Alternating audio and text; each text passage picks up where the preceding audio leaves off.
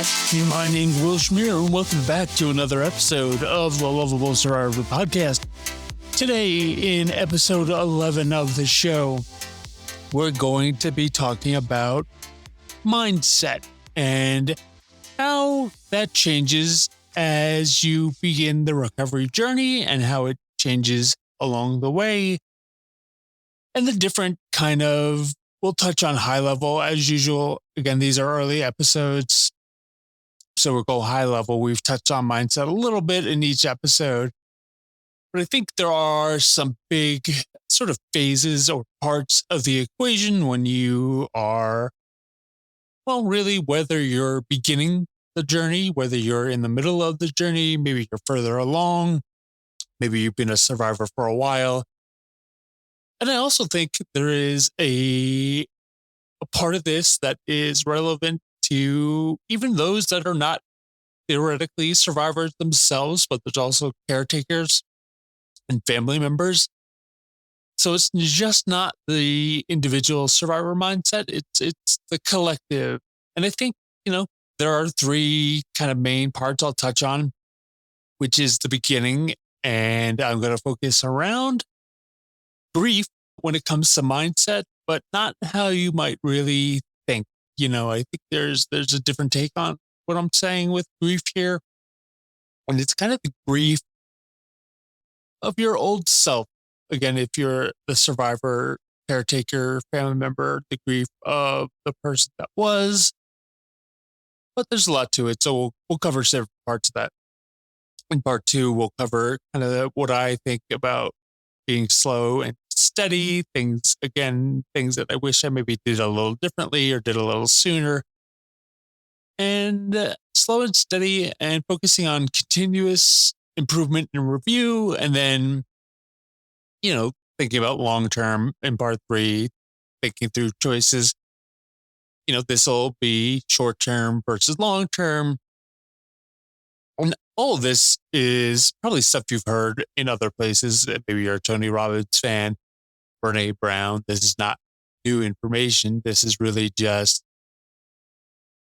taking the time when you've had this major medical life event, or whether you're maybe you're not the one who had the actual event, but you're a player in this equation, whether you're a spouse, a loved one, a family member. It's all, like we say every time, it's very different for every individual, every family, every caretaker. It's just a lot. So I think sometimes this feels a little repetitive. I was thinking about it today, and that's true. But I think also when you're going through this, sometimes you need that repetitiveness. I mean, I'm 3 years into my recovery, and there are things that when I think about things, I remember, somebody said this or that early on and it didn't click. So I think for everybody, it clicks differently. And I think, a lot of these things are intertwined. So it's not necessarily going out and intentionally being repetitive, but I think it's good to talk about these things on a regular basis because, again, timing plays a factor in everybody. So different times for different people. Maybe somebody needs to hear it today. Maybe somebody just needs a reminder. So yeah. Anyways, we'll hop into this episode. I just want to remind everybody the Lovable Survivor main website is now up. You can sign up for the newsletter there. You can also do it on the podcast website. The newsletter is Survivor Science. I know that might be a little confusing to people, but I am sort of separating very intentionally the Lovable Survivor brand, which is kind of me per se, and Survivor Science, which is about the larger collective and the community that I'm building. And, maybe at some point I do a podcast with guests and it goes under that brand. Maybe I combined everything. I'm not really sure yet. I don't know where exactly I want to take it, but I have solidified things, from 4 down to 3, down to 2. So it is the Lovable Survivor, the podcast, the main me, I guess, because my last name is Schmier and it does rhyme with mirror. I feel like it's a lot easier to remember Lovable Survivor. And it's a reminder to myself that I want to be intentional. I want to be, stroke is by no means funny, but I think focusing on the parts of life. You know, a little bit of humor injected into everything is definitely my brand. And again, Survivor Science is really about the larger community, you know, and it's less about me and more about the collective. So again, sign up for the newsletter if you're interested in getting like little tips, little tricks, things that maybe don't make it to a podcast episode or are touched upon in another episode. You know, it's all very intentional, and I'm building out the Survivor Science website and newsletter as we speak, along with community that has been pushed a little bit.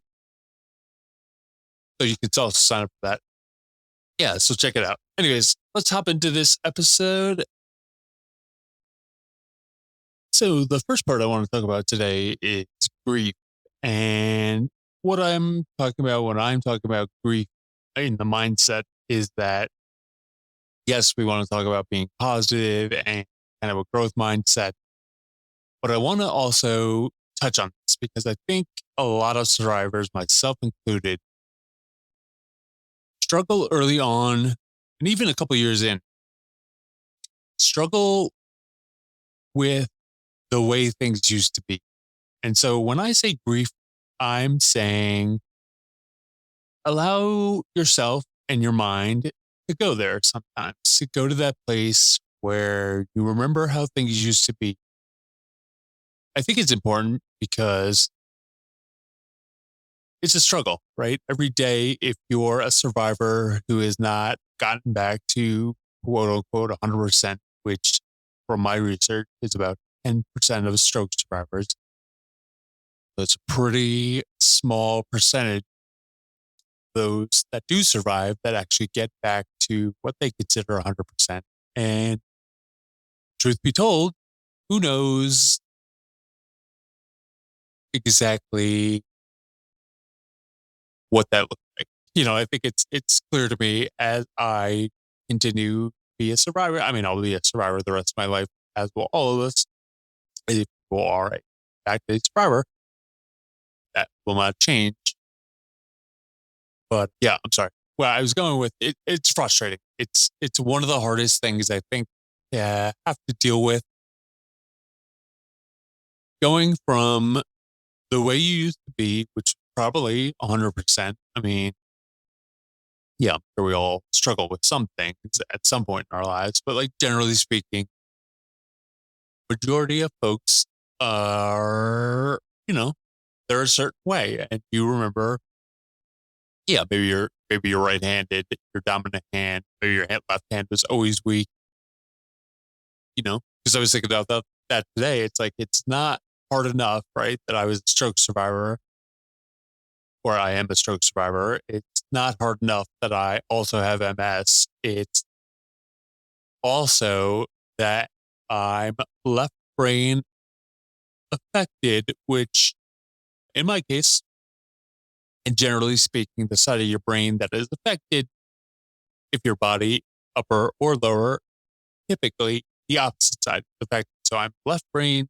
affected, which means I'm right foot, right hand affected physically, which would not be a big deal, except for I am right handed. So it affected my stronger side.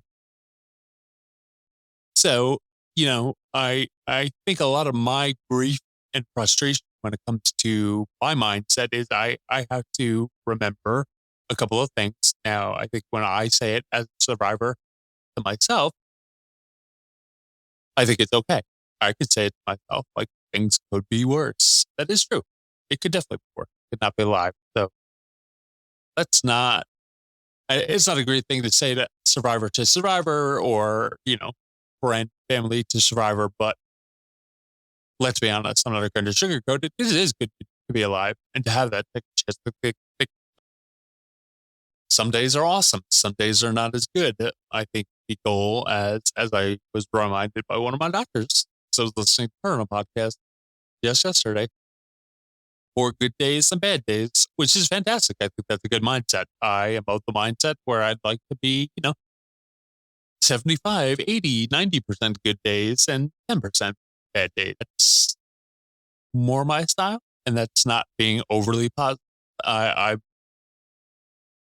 I'm not against having a bad day. I'm not against feeling bad for myself sometimes. Like, I think we all as human beings need those days where we're just not feeling it.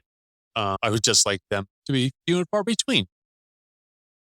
I don't really, I keep track of them to make sure for me that I'm not allowing myself to have like a ton of bad days. I don't want to go into one of those cyclones or tornadoes or downward spirals that I've been known to get into. I don't have a strong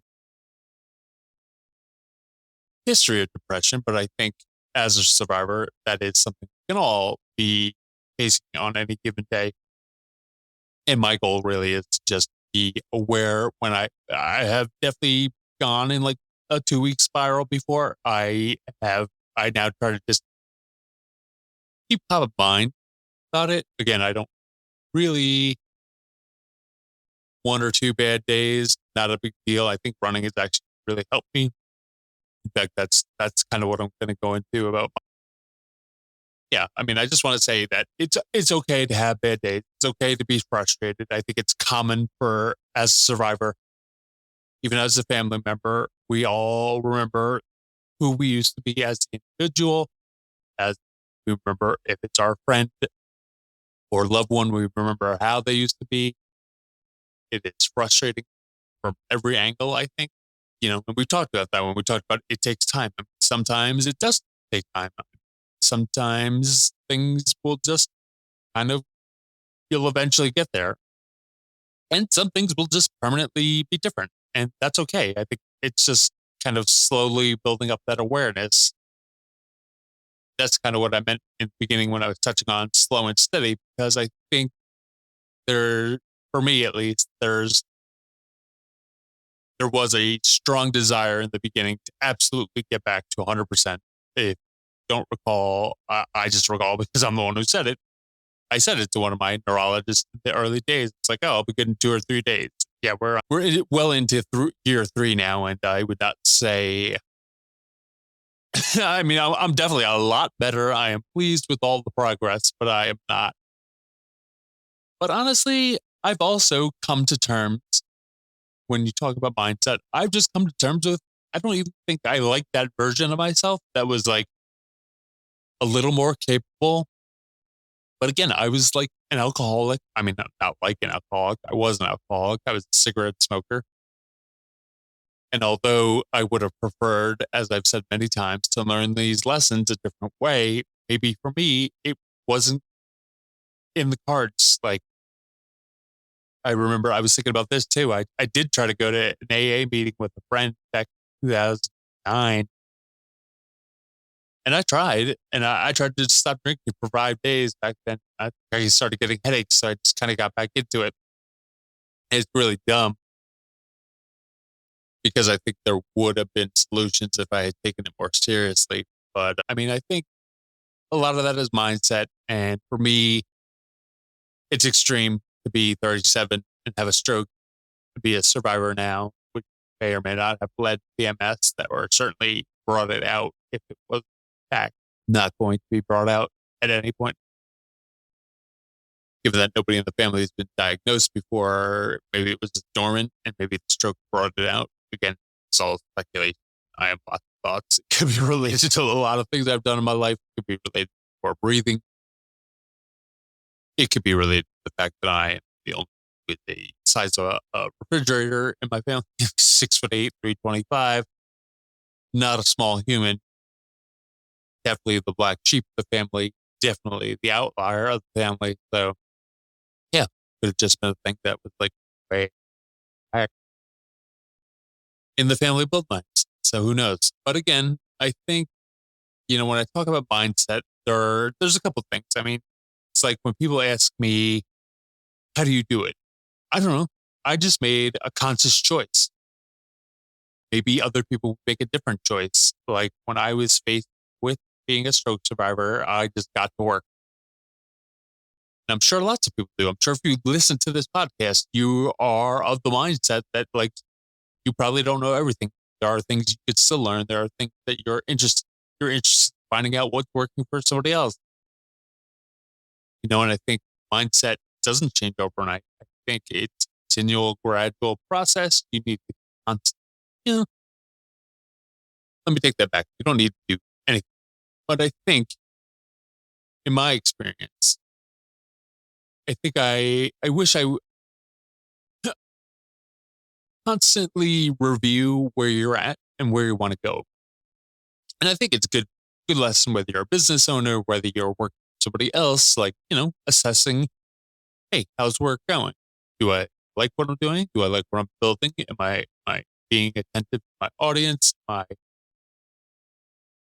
You work for somebody else? Are you a leader in that company? Are you doing things, or the things that you're doing bring joy, or the things that change?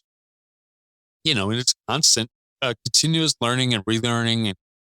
And, one of the things I'm really good at is constantly questioning. I guess that has been passed down. I think a lot of children always ask why. Mine seem particularly ask why, but I also catch myself saying why, often to my wife, often to my kids, often to myself. And I think I've really learned that in the last year, where I felt last year I was plateauing. I got the Peloton and I just said, yeah, I'm going to go for it. And I did it. And I think that really helped build up my leg strength. That got me to a place. It got me on a different exercise than I was doing. It got me a little bit out of the weightlifting and a little more in cardio. It built up leg strength.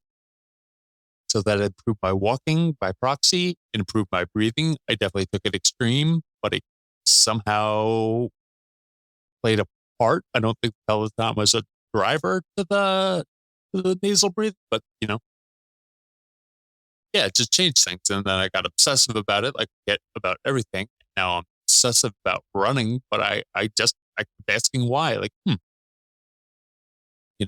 Peloton, I was Pelotoning like 60, 70, 80 miles a day. And I was like, yeah, why not running? Why isn't my breathing better than it used to be now that I'm a non-smoker? And that took me 2 years to get that. So I started challenging some assumptions, and I just assumed I hated running because I just always hated running. And are they, are they suiting you? Do you need to revisit things? So I just think staying open-minded, being open-minded, if you are open-minded already, keep being open-minded. There's a lot of changes throughout this whole process. Sometimes things get tough and they get weird. And I think being able to question your own beliefs and other beliefs and just really giving thought to your own mindset. Like, are you being a little negative? If you find yourself being a little negative, keep track of that. See how can you change that? That growth mindset. It sounds corny, but I think asking yourself, well, I want to get better at this, and I'm not getting better at this. And one of the things, besides running, I'll tell you what I've been thinking about lately. It's like I made a conscious choice early on, say walking was top priority. That's not uncommon in stroke survivors that are paralyzed on the walking front, at least, And I've said this before, doctors would be like, some doctors, there was one in particular, when I was in the wheelchair, oh, well, walking would help. Yeah, no shit, dude. Like, I'm in a wheelchair sitting in your office. Don't you think I'd like to walk too? But I get it. I just say that because it actually happened. Hilarious to me at the time. But to be fair, just in the zone and not really looking and paying attention while he was speaking. And I don't look more into that, but it's just a bunch of stories that, and I think staying aware of things, and I'm not saying ignore advice. Obviously, a lot of this show is my take and my advice on things I would do differently and things I hear from other survivors. I am in therapy again this year, physical, occupational, and maybe I should be back in speech, although I do feel like it's pretty good, but I just not ignore advice, but when you hear things like, oh, the most recovery happens year one. And, after year one, it really goes downhill. I mean, I don't even know that I subscribe to that. And again, this is a mindset thing. Maybe it's not going to be the case with everybody. And so what? If putting in the work and it's getting slower, it doesn't mean it's not working. It just means, okay, well, things are happening slower. And that for whatever reason, that just may be the case, but it doesn't mean it's not worthwhile, because I think building that resilience, it's a skill that can be like developed and strengthened over time. I was thinking about that and I was like, right, resilience is like just being, you can make it as simple as like when you're out walking or running, like push yourself one more lap, causing issue. But if you're feeling good, why not push it one more? If you're just starting to walk, why not try for 2 more steps? Again, do things safely, but like, yeah, just ask yourself if you got a little bit more to give. That's really simplified. I understand, but like, that's how you do it. You don't wake up being resilient. That is something I've developed. That is something that is a mindset. People can yell and scream and talk about running all they want. And honestly, I bitched and screamed and yelled about it for years. I swore I hated running up and down, being a former athlete. And the fact of the matter is I had to question myself and call bullshit on myself. And really, honestly, I know I say it ad nauseum, but breathing exercises really help me get to that next level. I took it really far because I wasn't convinced that just fixing my, mouth to nasal breathing would be enough. It probably wasn't in my case. And then I got obsessive and then I started working with Patrick and then I realized, oh, I live in Florida. Let me do oxygen mask simulation because obviously there's no mountains in Florida. So, with that altitude mask, puts more effort in breathing and you push your breathing muscles further, and once you get into that deeper knowledge and you realize a lot of exercise can help with that lactic acid, which if you remember probably from being a kid, if you run too hard, too fast, you're pulling your side, you're cramping. I don't get any of that. But again, I do all these exercises. I'll be honest, I don't have a choice about going slow. I am still working on form and technique with my therapy team, specifically my physical therapist, because I still need to strengthen some parts of my leg muscles that are just not firing the same as a traditional runner, or even I probably ran. I don't think I could run before my stroke. I was so big and fat, but like, yeah, there's the muscles that over your lifetime develop a certain way that it's easier for somebody that maybe hasn't had a stroke or been paralyzed in the lower extremities for any length of time. But yeah, so working with her, but breathing is also helping reduce that lactic acid so I can go much longer, much further. That's why I do these kind of, it's not, there are people that do way further distances than I, but to be doing 10 to 13, 14 miles a day is pretty insane. I just finished the last 2 weeks of running and I ran, I think since the last 3 weeks, I ran 260 something miles. The last 2 weeks was 180. So, the last 3 weeks total, I've been pushing over 80 miles a week. It's a lot of miles for a big ass dude like myself. And I'm not trying to brag. I'm really trying to showcase that mindset, challenging my own assumptions and constant questioning myself, but also taking kind of a slow and steady approach. Like, it's not like I didn't just start running 80 miles a week after hating it my whole life. Like, I pieced this together. It has accelerated because I put a of time and effort into it.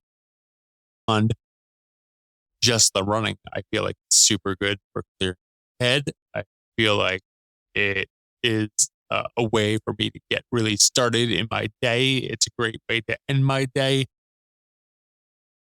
I generally try to run morning or midday to get a break, so I'm not at my desk for 8 straight hours. And then I go back, I come back, I do more work at my desk, and then I get up and I go running before dinner, and, and sometimes, as a result, my schedule is a little different than most, but that's okay. Again, just thinking things through and doing things differently and things that work for me. And I'm trying to think of long term versus short term. So yeah, I mean, again, these are all, it's a combination of these mindsets. And yeah. So anyways, again, it's allowing yourself to grieve. I think this kind of happens on a regular basis. This almost happens on a weekly basis for me. It could be really frustrating when you start to get these spirals. Again, it's not like a daily thing, but it definitely happens continuously. So I wouldn't say this is a mindset. I'd say this is more of a keep an awareness on yourself. And it's a constant work in progress. Like, who you were before and you know who you are now. And I think it's okay to be that you're going to evolve and change. That's another big thing. As a survivor or caretaker or family member, things are changing constantly for your loved one, for the person you're caring for. And I think being aware that you're going to have to constantly adjust. And the reason I thought about that is because I was talking to my wife. Sometimes, and I might get in trouble here, but I'm not too worried about it. I've done a lot of work. I've changed a lot of my ways. And I sometimes have my moments. I think like any couple, I love the shit out of my wife, but yeah, there are times when, you have these little arguments or little tiffs, whatever you want to call them. And you fall into an old habit, right? Or one of the things my wife does is and this may be specifically my wife and I, because my wife is deaf and I am hearing, and because of the stroke and some of the deficits in my hand and the spasticity, I don't sign as well as I used to. Part of that could be an excuse. Part of it could be because it's not, it's very important to me. But we can get by with our communication well enough. I do have to make a stronger effort sometimes, but just in the list of priorities, it's super important to me, obviously, to be able to communicate with my wife and kids. However, like typing, I can work around it. It's not that I don't want to get better. It's just like, if you take the list, you got to prioritize. You can't fix everything at one time. And I've had a bunch on this show, on other shows, probably on this episode, honestly. But yeah, again, it's all a constant work in progress. And I'm saying this to the broader audience of the podcast. It's not just you as the individual, it's caretakers, things are going, family members, keeping an open mind and being aware everybody is changing and evolving throughout this process. It's not easy. And I guess where I was going with that, actually, just a quick aside, is that like this happens. And I realized that my wife and I kind of need to talk about it, because sometimes she will, and I do it too. So this is both of us. I think all couples do this. Somebody says something one time,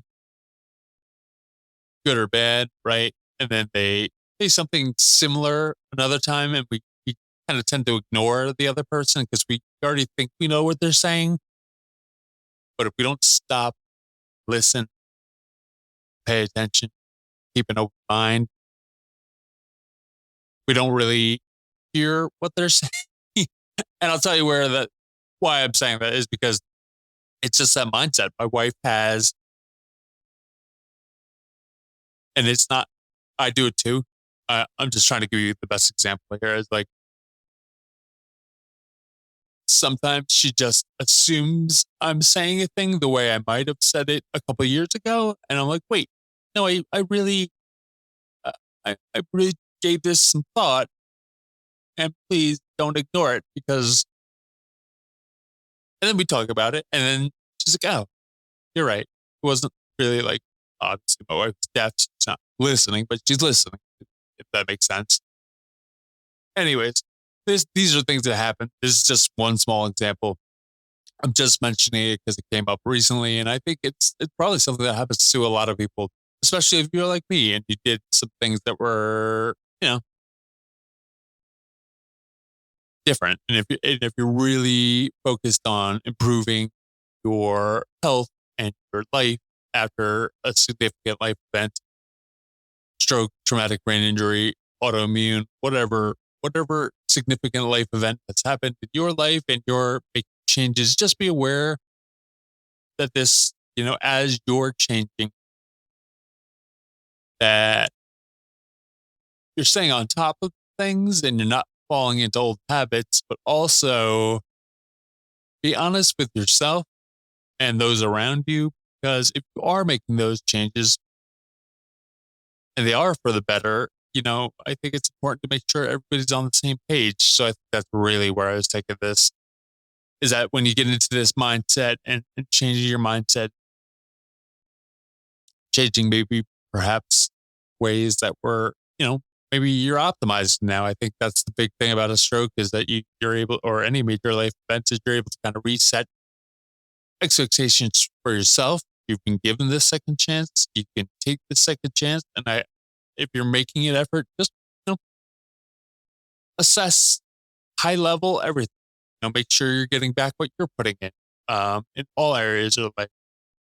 Anyways, mindset's a big topic. I mean, you could do a podcast. Rob Dial Jr. has a podcast all about mindset, and he's 1,200 episodes into his podcast. So it's obviously not a small topic. I'd love to hear your thoughts and, things that you've worked on, things that you've changed, challenges you faced, assumptions you made, things, whatever you feel has been a big improvement in your mindset, maybe since your event, and what are the things you're doing that are working, things you've tried that aren't working, issues you run into.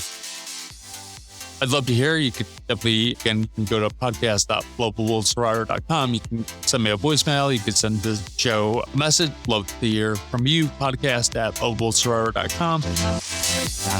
And yeah, I think we'll leave it there for today. So hope you have a great week.